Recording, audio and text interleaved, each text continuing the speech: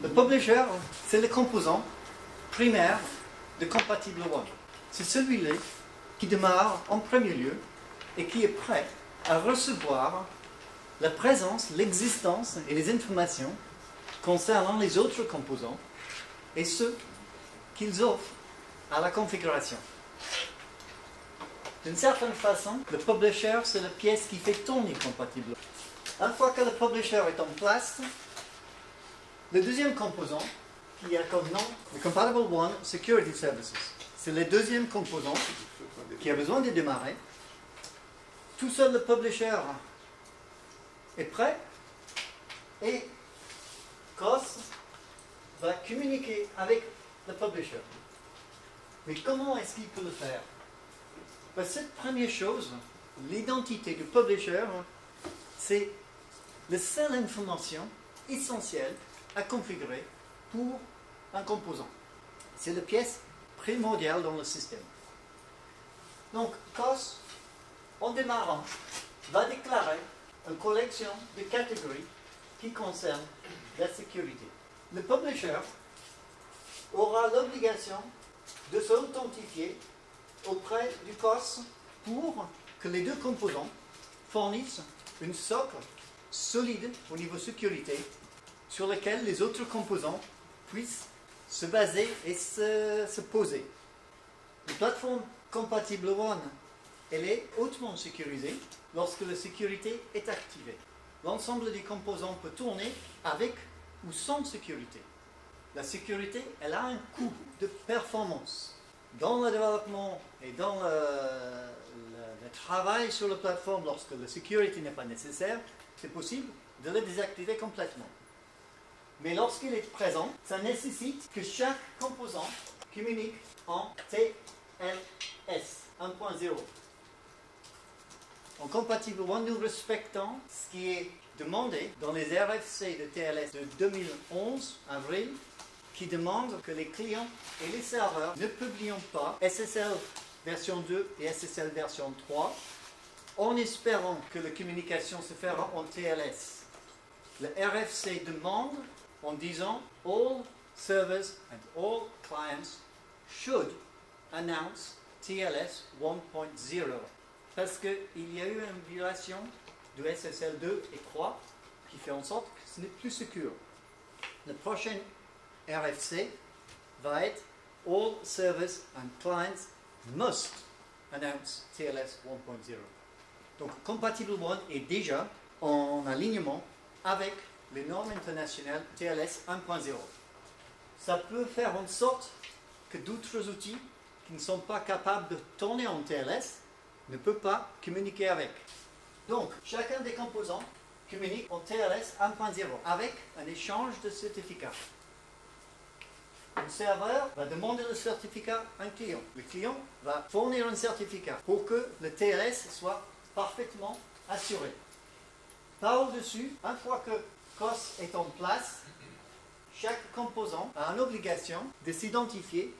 Il fournit un nom et un mot de passe et le système COS va vérifier que ce nom et mot de passe correspondent et que l'utilisateur, donc un module utilisateur, est bien identifié et bien permis d'opérer dans le système. Les moyens dont il assure l'authentification de ces user credentials est un grand sujet qui est traité par le sens Identity Management. Et la Identity Management est sous le contrôle du COS. Nous avons besoin de multiples single sign-on. Dans la mesure que Compatible One fournit un système de brokering, multiplateforme, multi-tenant, en fonction des besoins de single sign-on d'un client particulier, Compatible One a besoin de gérer de multiples procédures de single sign-on. Donc, COS est un connecteur vers les Identity Managers qui permet la gestion de single sign-on en fonction de la besoin de l'utilisateur. Donc, les utilisations de Identity Management, quelque part, il est lié aux commodités livrées par Compatible One. Cependant, pour les besoins des plateformes, il y a une Identity Manager de base dans le module COS qui permet d'identifier les utilisateurs et leur mot de passe pour les besoins des modules opérationnels. Parce que lorsqu'un module a été identifié, COS va lui fournir un jeton d'autorisation. Donc, ceci est livré par le Security Services aux composants. Et cet jeton doit accompagner chaque requête et chaque réponse entre les modules pour qu'un module à tout moment peut valider le jeton d'autorisation d'un certain composant pour voir s'il a le droit de faire ce qu'il souhaite faire. Puis, le troisième qui arrive, c'est Commons. Compatible One Monitoring Services est responsable pour la gestion du monitoring, de mouchards, de traçabilité, etc. Commons a besoin de consulter le publisher pour pouvoir se faire authentifier et autoriser par le service de sécurité. Ce premier acte entre COS et le publisher va faire publier chez le publisher tout le nécessaire pour utiliser le système de sécurité. Donc, chaque composant qui vient par la suite doit contacter le publisher qui, lui, doit accepter des requêtes sans autorisation, sans authentification.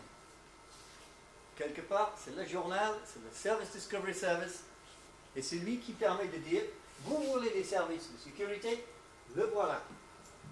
Donc, Commons va se authentifier, se faire autoriser, et par la suite, tous les composants qui viennent, mais d'abord, COBAS, Compatible One, Ordering, Billing and Accountancy Services.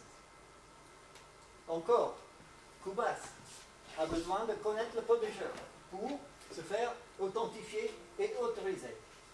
Et va par ensuite potentiellement utiliser le monitoring pour enfin dire le système financier est en place. Et là, nous avons le socle de fond de la plateforme COS. Donc, vous avez tous vu les 4 quadrants qui est la version publique de Compatible One, avec le broker et ses services qui tournent autour. On avait le publisher, on avait COS, et puis on avait le knowledge base. On a toujours dit qu'en dessous de tout, il y avait le audit plane, ou le monitoring. Ici, le monitoring, il est là avec le publisher et COS pour fournir à tous les services de plateforme. Après cela, nous avons une collection de composants qui peuvent compléter, assister la plateforme. Donc nous avons Compatible One, ce qui était appelé Elasticity Services, qui en fin de compte est beaucoup plus arbitrage. Ouais. COAS, Compatible One Arbitration Services, ou COBS, Compatible One Brokering Services. Parce que c'est ici, ce pièce, qui va assister, orienter et contrôler les actes de provisioning qui vont avoir lieu plus tard. Bien entendu, COS a besoin de connecter au publisher pour se faire authentifier et autoriser. Il va probablement travailler avec le monitoring et c'est fort probable qu'il aura un contact avec la gestion financière. Parce que qui dit brokering, qui dit décision, en tout genre. COS a un compagnon, Compatible One Energy Efficiency Services, qui vont bien sûr connecter sur le publisher pour se faire authentifier, autoriser, monitorer et travailler avec la finance. Nous avons CONETS, Compatible One Network Services, qui sont là pour gérer les adresses IP, les domaines, les VPN, éventuellement des certificats, tous les aspects du réseau. Encore, ce composant utilise le publisher, il se déclare auprès du publisher, il s'authentifie, il se fait autorisation, il se fait monitorer et il utilise les services de financiers. Mais qu'est-ce que ça veut dire vraiment, utiliser les services de finance? Ces derniers 3 composants arrivent sur la plateforme avec en place la gestion de finances. les composants à l'intérieur des services offerts par ces modules sont susceptibles enfin d'être des commodités pour lesquelles il puisse y avoir un prix. Donc, Cubase est un composant qui permet la gestion de la tarif ou les tarifs de toutes les commodités de plateforme. Compatible One fournit un système de brokering compte sur un système de finance. Donc, c'est Cubase, le composant, qui a la responsabilité de la gestion du tarif. Et cet tarif et sa gestion, c'est quelque chose qui est dans le domaine de l'opérateur de plateforme. C'est tout ce qui concerne l'argent pour les commodités ou les services. Donc, ces composants vont consulter Cubase pour savoir si leur catégorie de services sont des services gratuits ou s'il y a un prix qui a été déclaré auprès de Cubase pour cette catégorie de services. C'est important parce que ça va changer en fonction de l'utilisation de plateforme et un autre. Compatible One cherche à fournir un système d'intégration, d'arbitrage, de brokering multi-usage. On ne cherche pas juste le commercial broker, on cherche aussi à résoudre le problème de DSI. Donc,